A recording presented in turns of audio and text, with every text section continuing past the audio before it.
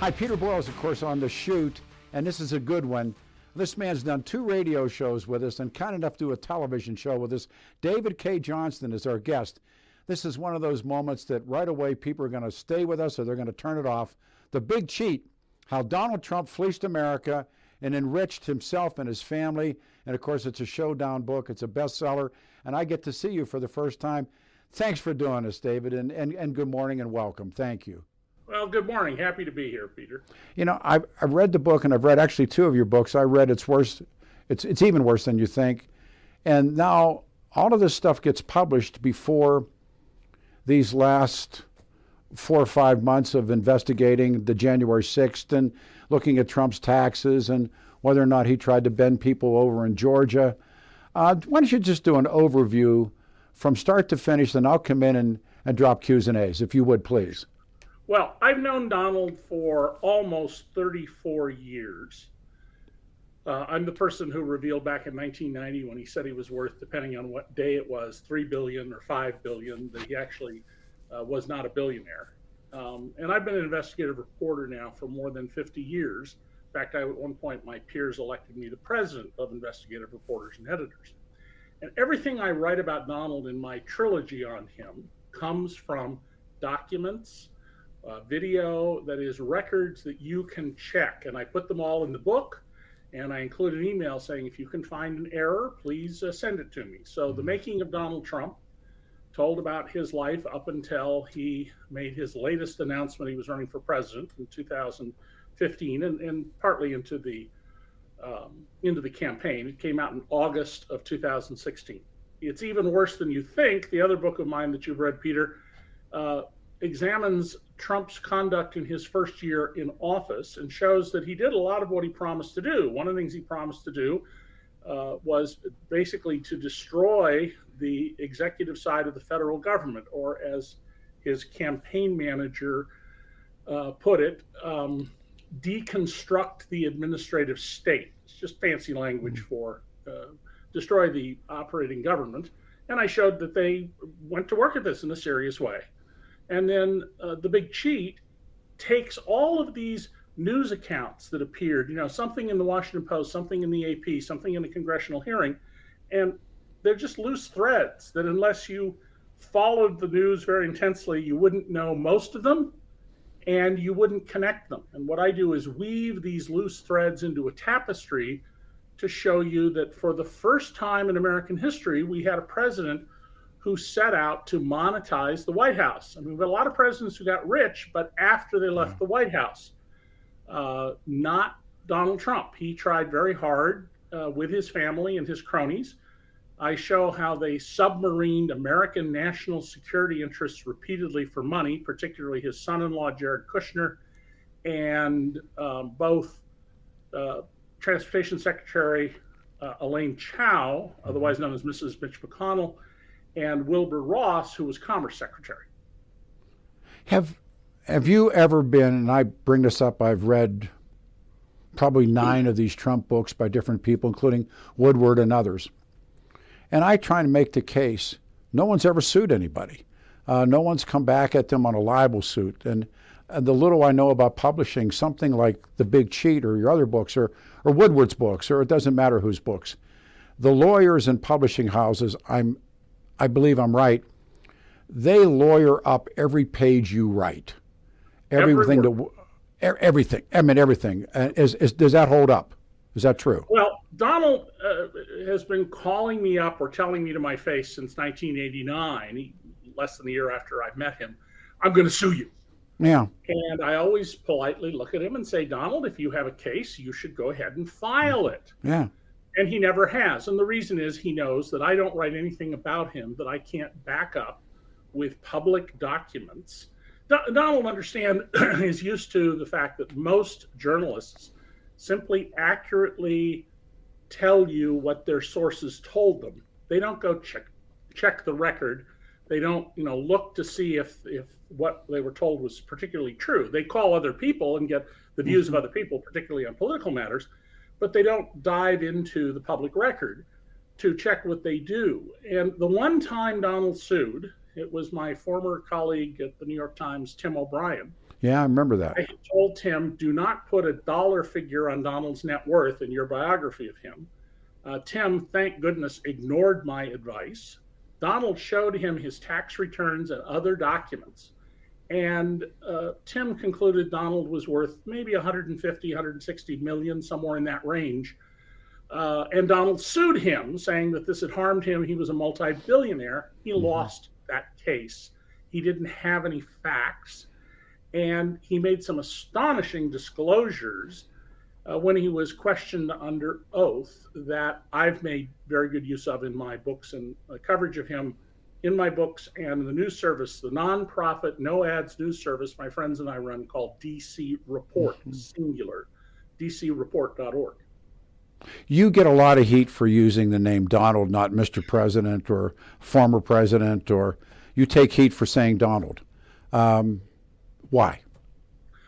Well, we're peers. The President of the United States works for us. We don't work for him. He's not a king. I call Nancy Pelosi to her face Nancy. I call Chuck Schumer to his face Chuck. I call the mayor of Rochester, where I live, and who I at times my wife and I have dinner with, by his first name. When I covered the LAPD and was exposing their misconduct about 40 years ago in the LA Times, I always referred to the police chief of LA as Daryl. And I was surrounded one day by a group of police officers who said, you should be calling him chief. Why don't you call him chief? And I said, if I were a police officer, and my original career goal when I was a teenager, by the way, was to be an LAPD homicide detective, I said I would call him chief. But Daryl and I are both just citizens of Los Angeles who have different employers. We are equals. And so I do this to everybody. Bob Dole, when I interviewed him, I called him Bob after our initial introduction. Yeah. If somebody came up to you and said to you, which I'm about to do, who is the real Donald Trump? One of the frightening things about a lot of these new books is they show a guy who is volatile, blows easily, makes demands. We're watching this insanity now around the insurrection of January 6th. People willingly lying, more than willing to tell lies, more than willing to risk their law licenses. What is it about this guy that he can bring that in and about? It's sort of an overview. Yeah. Donald is a master con artist. And I've been writing about and exposing con artists throughout my career, going back to the 1960s. Donald grew up in a household with an awful monster of a father, Fred Trump, to whom nothing mattered but winning. And winning meant getting money and getting it from somewhere else. They have a very 16th century mercantilist view of the world. Every dollar you have is a dollar I don't have. They don't believe in wealth creation fundamentally, despite what they say. And Donald is a master con artist. He conned his way into the White House. He is, in fact, a miserable human being. You don't see him laughing and telling jokes. His relationships, including at least two of his marriages, are entirely transactional. Everything Donald does is transactional. And I'm not the only person to say this. Many people who've known Donald, who've done business with him, who've worked for him, they've all said the same thing. Everything is transactional. His marriage to Melania, her best friend, Stephanie Wolkoff, whom I've interviewed at great length, says, yeah, that's a commercial relationship. And I know some people may have trouble understanding that, but there are many well-to-do people in America, a minority of them, but many of them, whose marriages are not romantic, enduring combinations, but instead are commercial transactions where each gets something out of the other. And that's the key to understanding Donald, is that inside, he's a hollow vessel. He brags that he's the greatest expert in the world on 23 subjects. One of them, tax. I am a world-recognized authority on it. I've lectured about this on every continent except Antarctica. And yet Donald, when he says, no one in the history of the world knows more about taxes than I do, under oath said he knows nothing of accounting. Yeah. You can't know tax if you don't learn accounting. I had to learn accounting to understand tax. That's how I was able to teach graduate accounting students at Syracuse University for 8 years. And so it's all a fraud. It's all a con. And That's the key to understanding him. And he's really good at it. I mean, look at the number of people who believe in him. He is the greatest con artist in the history of the world, bar none. You know, the rap on the Clintons always was that was not a marriage, that was a corporation. It was a power brokerage, Bill and Hillary, and I believe that's true, and certainly Trump supporters would believe that, but won't believe it the other way. Yeah, I think you're very much right about that, Peter. This is not the kind of relationship that the Carters have, for example, which is or the Reagans, or Ron Reagan had, or with his wife, and that was a wonderful, loving relationship, President Reagan and Mrs. Reagan. Yeah. His daughter from his previous marriage once said of Nancy and Ronald Reagan that if they were somehow forced to be alone on a desert island for the rest of their lives, they would be perfectly happy. Yeah, I met her as well, and we talked about that, about how much her father, her biological father, loved her stepmother, and it holds up. The Carters are another great example. I think you're absolutely right. And so, Richard Nixon never cheated. I don't think Richard Nixon ever cheated on his wife, but. Yeah, well, there's a famous joke about that. Yeah. But, I know. Go ahead. Which I won't tell. But no, go ahead. Go ahead. We're cool. I actually don't remember it exactly. It had to do with slipping Nixon out of the press campaign in San Diego to go to some brothel in Tijuana. Yeah. But people have different kinds of marriages. We all know people who are happily married. We know people who are unhappily married. Yeah. What a lot of us don't see, and I certainly didn't see until I had been a reporter for maybe 10 years, so that would put me into the mid-70s, was marriages that clearly were power relationships. And there are lots of different styles people have. But the important thing to understand about Donald is that this is not a man who has warm, loving relationships. One of the stories that I know about is when he was married to Marla, who I had discovered 9 months before it became public, and who just adored him. She totally loved Donald Trump. They had a baby before they got married named Tiffany, and they were shooting a video using Tiffany as a prop in Florida.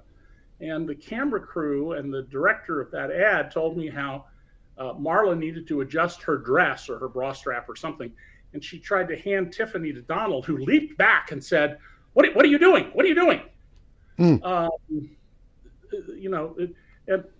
Donald and Marla did that interview with Robin Leach, Lifestyles of the Rich and Famous, where he asked, what do you see of Tiffany and you? And Donald said, well, she's got her mother's legs, but it's going to be maybe 15 years till we find out if she's got these. And he said, holding his hand over his chest. I mean, what kind of a human being says things like that? Well, somebody who's emotionally hollow inside says that. I don't know if it was in your book, these things run together, but when they're prepping for the first debate, and Donald Trump's inner circle keeps bring up Joe Biden, bring up Joe Biden, bring up Joe Biden, and it's a story that Chris Christie tells, who was playing the role of Joe Biden, and Christie retorts how much money Jared and Donald Jr., how much they had made. I think the number was $156 million. Don't hold me to that. And when Chris Christie, being Joe Biden, retorts, Donald Trump, according to the book, wheels and walks off the set. Have you heard that story, or have you seen that story? Do you believe that story? I've heard that story, and yes, it absolutely fits Donald's nature. Remember, Donald is a guy who he doesn't have any resilience. So at the 2011 Washington Correspondents' Dinner, something I would never go to, Barack Obama is in the middle of planning the execution of Osama bin Laden. They pulled it off that night because something was wrong. We don't yet know exactly what. They did it the next night, but that's weighing on his mind. He knows that they screw it up the way the effort to free the Iranian hostages went badly under Carter. It's the end of his presidency, and calm as can be, Obama reads off the jokes his staff has written for him, where he says something a lot about, I'm glad I don't have to make the kind of weighty decisions Donald does, like, should I fire Meatloaf? And the cameras show Donald just squirming. I mean, if it was me, I would have been laughing. That's a great joke. It's a great joke. Yeah, it's a great joke. Donald has no capacity for that, to laugh, to make fun of himself. And, when I first met Donald, and I began to hear things about him like this, because I'd only known him, I'd been at the LA Times before I went to Atlantic City for the Philadelphia Inquirer 34 years ago. I was disbelieving. People would tell me, his executives, he doesn't know anything about running the casino business. He's screwing up the business left and right. And it wasn't until I started getting to know him and have long and repeated talks with him that I began to realize he doesn't know anything. Yeah. He doesn't want to learn anything. And he cannot tolerate anybody who isn't a yes man. It's just who he is, and it's the way he grew up in this just horrible, horrible household where, the neighbors knew him mostly for being cruel and doing things like throwing little rocks at the next door neighbor's baby who was put out in a playpen in the backyard, which was a common thing to do back in the early 50s if you were a parent. Donald, when he can't deal with something, his habit is to walk off, to hang up the phone. He's hung up the phone on me many times. Yeah. But he calls you. I mean, Woodward writes that the phone would ring, his wife would answer it, and they almost didn't believe it was the White House and Donald Trump calling Bob Woodward on a Sunday afternoon to talk. That's happened to you. Oh, well, not with Donald. He hasn't spoken to me since April 27th of 2016. When he said, I'm going to sue you, and he got angry. But he called you. Did he not call you? I recall. No, he's called me many times, and he called me that day. And when I made clear that, all I wanted to do was offer him the opportunity to respond to these questions I had, 21 questions about, things like his intense involvement with one of the biggest drug lords in America, for whom he did extraordinary favors.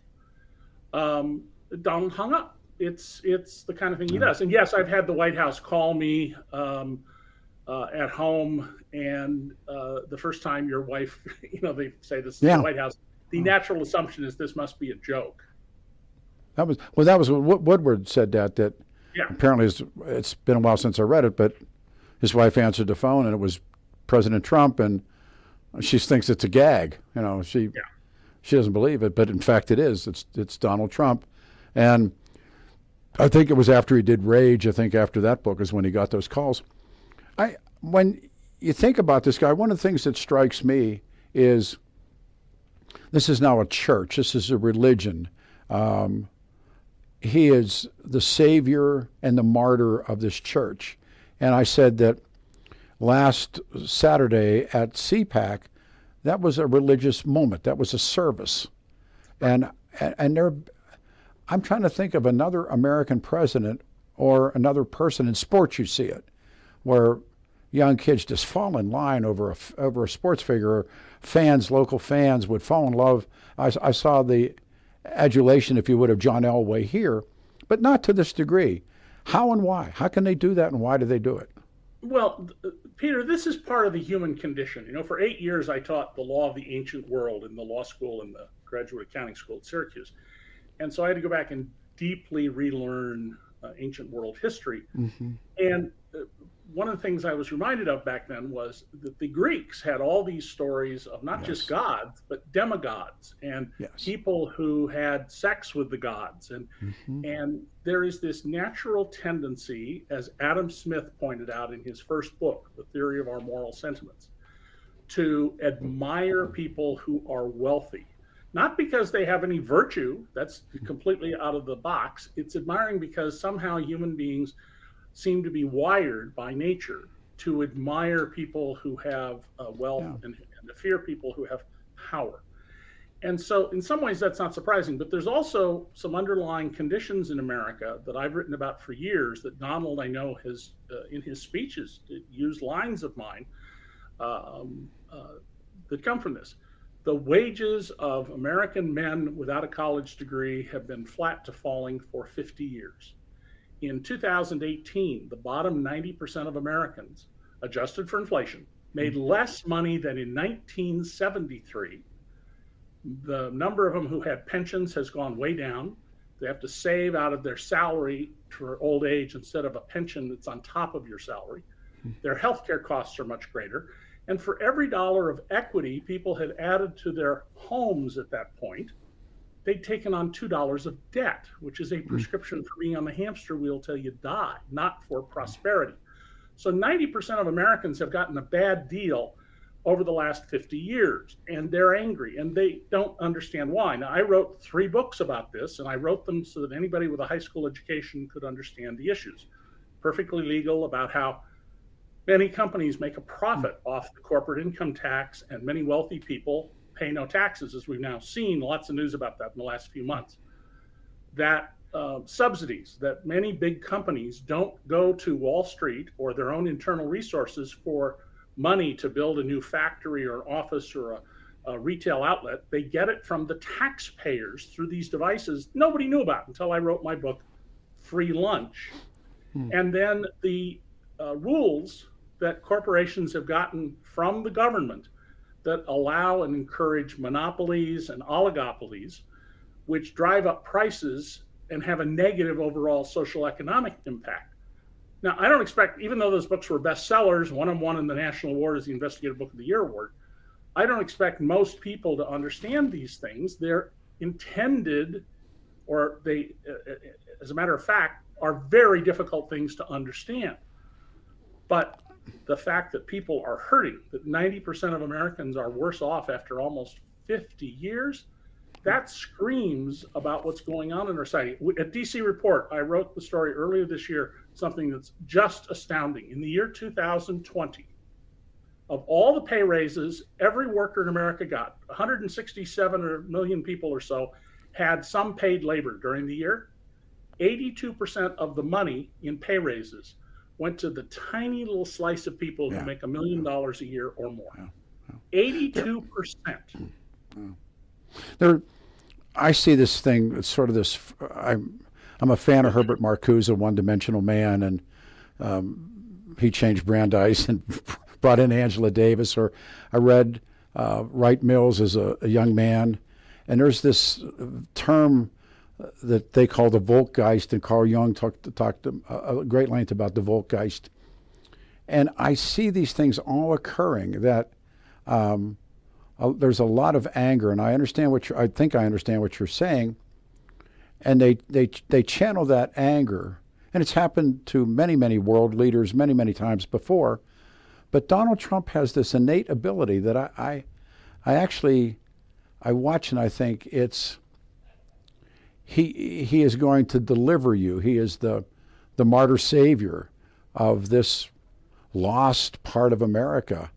And my two real questions are, does he know he's running a grift? And does he know he actually lost that election? What do you think? Well, yes, Donald knows he's running a grift. On the other hand, he's convinced himself that he's for real. Remember, Donald claims to be a Christian, even though in 6 pages of one of his books he denounced Christians as fools, idiots, and schmucks. Yeah. Was asked once, as a Christian, when did you last ask God for forgiveness? And Donald gets this quizzical look on his face and says, well, never. I've never done anything in my life that would require forgiveness. So he's delusional in that sense. And that's because he had to survive his father. I mean, his father ruined the life of Donald's older brother, Fred Jr., who died as a young man of alcoholism. He couldn't deal with the monster that Fred Trump, the father, was. So Donald both believes it and he knows it's a grift at the same time, and those are consistent. So he can occupy those same two thoughts in the same hole. They can coexist. Yeah, I mean, he's always trying to suppress the notion that he's a fraud. It is part of his insecurity that dominates his mind. Donald has convinced himself, I suspect if I could sit down and get him to go for another long talk, that I would eventually get out of him that he's persuaded himself that he won the election. Remember, his fundamental assertion is that there was all this fraud in the votes.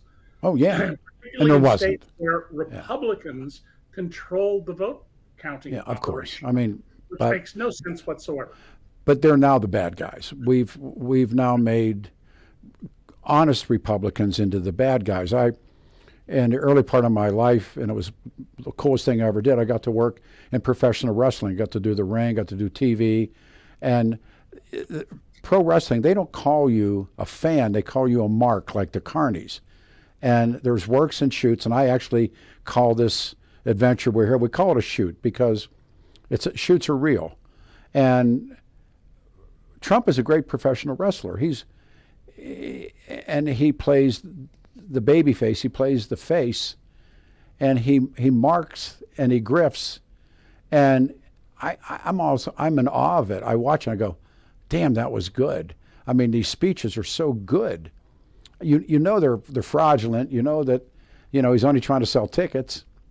But David, they're great. Am I out of line in thinking that? No, Peter, Donald is very polished. He tries out new lines and ideas to see how they'll go. And when they work, he polishes them, works on. He's as serious about that, or maybe somewhere in the league of being as serious about it, as Martha Stewart was about turning her home economics business. She became the wealthiest journalist in the history of the world because her magazine, TV shows, and everything else, that's a form of journalism, home economics journalism.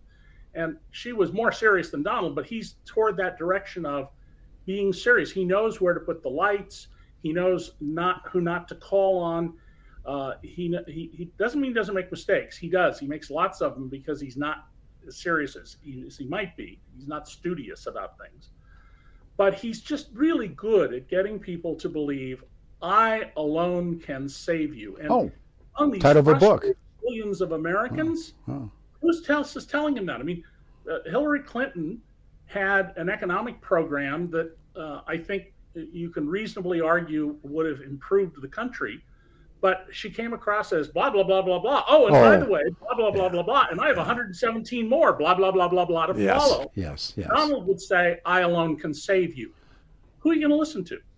Well, that's the title of a book, Only I Can Fix It, which is it's a companion read for all of your work. Very good book. And a great book. And that, but you're what did Joe Kennedy say? They're gonna sell Jack like, I think they said soap flakes. They're gonna sell him. Mm-hmm. Donald Trump, he had that ability. I mean, he had that great ability to pull that off. And I got two final ones. Had he become sort of the lion in winter, had he walked away, and I don't think he was capable of allowing himself to believe that Joe Biden actually won. In fact, I have to deal with people every day that say Donald Trump really won, and it's insane. But had he walked away, gone to Mar-a-Lago, been the sort of lion in winter, waited it out, now with as bad as things are with Biden, I think he could have come back. Now he's announcing he's coming back. I don't think he will come back. I don't think he's possibly can come back. But we have all these now investigations. So it's a wrap-up question. How does it end? How does it end for Donald Trump? How does it end for America? And tie these things all together because, like I said, I'm stumped and frightened. Your thoughts? Well, Donald can never acknowledge error. His father taught him that, and his second father, the notorious Roy Cohn, told him, you never apologize, you never acknowledge an error. It doesn't matter how obvious it is that there was a mistake or an error or wrong, you never acknowledge that, and you attack the people who come after you, especially law enforcement. Any law enforcement comes after you, they're corrupt, they're dishonest, you are as pure as the fresh-driven snow. Wow. And so Donald is not going to go away. I agree with you that he's not going to get another term in the White House, but and we're seeing a number of the Republicans trying to pull away from him. They would have a much easier time of doing that if they had stuck to what they said on January 6th and disowned him at the moment. But they came around in a couple of days and submitted themselves to him. But you're seeing more and more of the Republicans trying to step away from him. And even the cowardly ones like Tom Cotton, a former military officer, who I am calling a coward, won't confront the reality of Donald. But Donald is going to be with us as long as he lives. I'll tell you a little thing. My wife, who's a CEO, came home one day and she wasn't able to go to my Pulitzer Prize ceremony. She walks in the door and says, sweetheart, did you once tell me they say at your Pulitzer ceremony, at least you know the first line of your obit? And I said, yes, they did. And she said, well, I'm sorry, sweetheart, not you. And I looked at her and said, oh my God, I am married to this guy in the public eye all the way to my grave. Yeah. Does he get indicted? Does he get criminally charged on taxes or the federal charges or the Georgia or what happened in the insurrection? Do you think any of that comes home? Well, I was incredibly confident he was going to be indicted in Manhattan. They have abundant evidence that he's engaged in racketeering behavior. The new district attorney, however, didn't believe that, and his two top prosecutors, one of whom is literally the expert and who wrote the book on RICO, resigned as a matter of principle because they were stymied. The DA Bragg says this case is ongoing. I don't know if it is or not. There is plenty of evidence. Mimi Rocha, the longtime federal prosecutor in New York, who's now the elected district attorney in Westchester County, just north of Manhattan, has a criminal case. Fannie Willis, the district attorney in Fulton County, which overlays Atlanta, has a criminal case.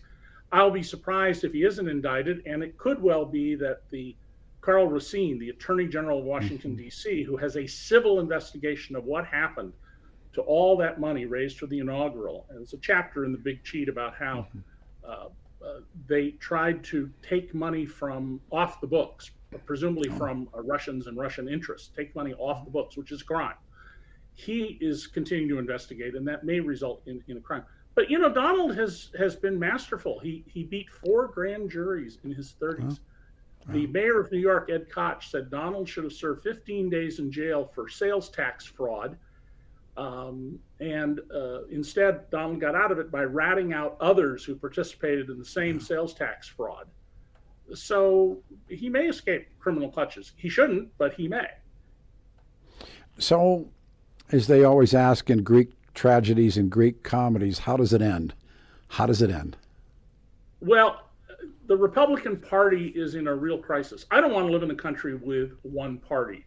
And I was, by the way, registered as a Republican for more than 20 years. I'm not active in any kind of party politics, never have been, but I picked the primary I want to vote in. And we need to have parties that are competing about ideas that, as the world evolves, will make people better off. And we're not having that.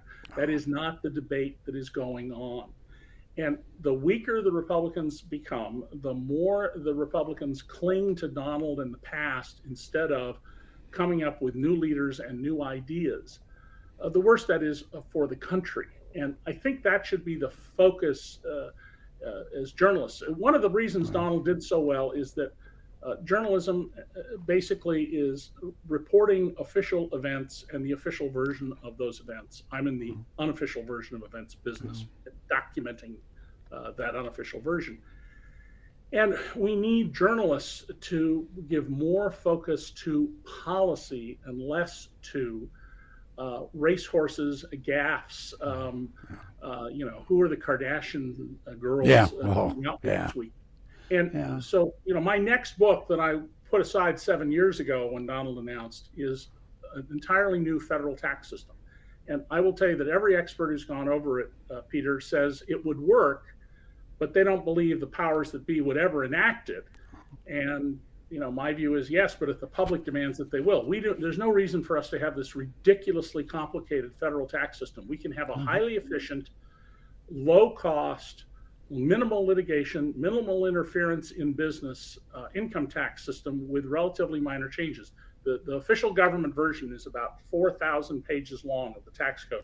Mine will be in the order of 200 pages. But it means taking away all these favors that have been bought and paid for. And by the way, the last big tax overhaul, the one Donald signed with no public hearings on it, no research, unlike, say, Reagan's tax cut, where there were volumes of books like this, doing economic analysis to make sure they got it right, which they pretty much did at the time. It gave Donald huge tax benefits. He kept saying, I'll pay more in taxes. No, without seeing his tax return, I can tell you that knowing what the rules are, he got huge tax benefits, and so did his family. And so did the minor follow-up piece of legislation that he signed. It gave even more to them. So we need to focus as a society not on, whether somebody's wife is attractive or unattractive running for office. We need to focus on what are the policies that we need in the 21st century to have a healthy, happy, increasingly prosperous society that benefits everybody who makes an effort, goes to work every day, does what they're supposed to do to be decent citizens, not one that turns 82% of all the pay raises over to people who already make over $1 million a year in salary. Final one. I can sit and talk to you for hours. Is the family chief of staff Jared Kushner? Because I read that Don Jr. he's a dim bulb, and the rest of them aren't that bright, but Kushner is bright. Jared Kushner is a very smart guy. Yeah. I write a fair amount about him, showing how he undercut American national security to bail himself out of an economic mistake he made, a huge one that could have sunk the family. And no, the Trump sons are not particularly bright. And my source on that, by the way, is Donald Trump, who has said to a number of people that his sons are dimwits. Yeah.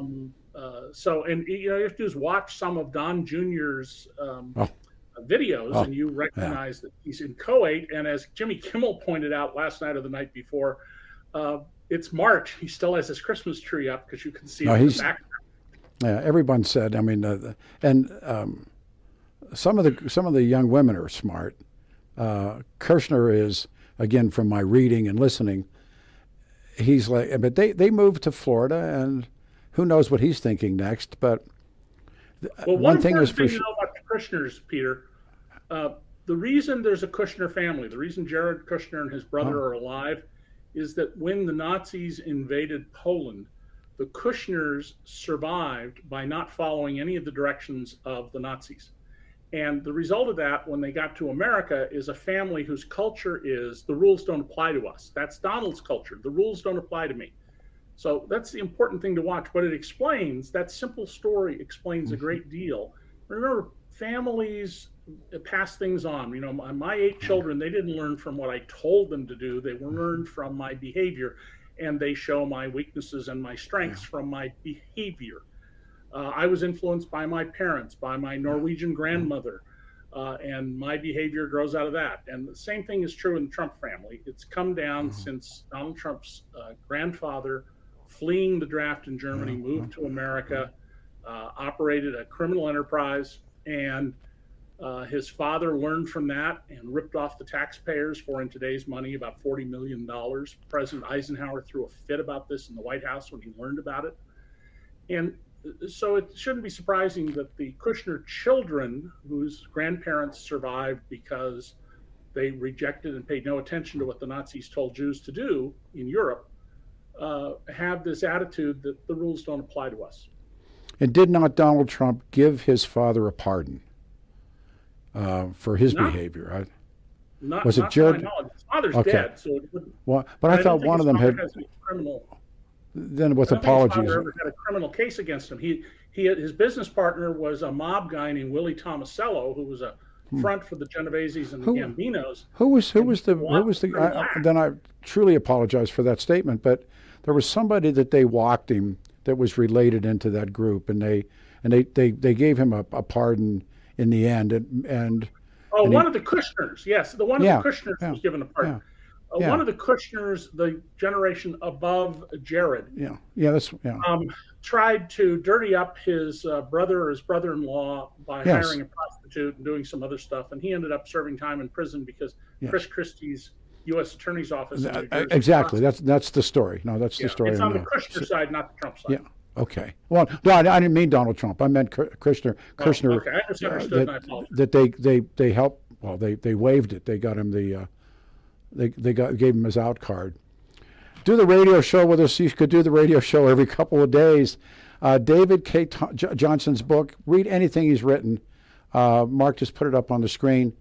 You take care of yourself. You're a needed voice. I love you doing this, and we'll talk ASAP. Thank you. I consider you a friend. Thank you, sir. Thank you very much.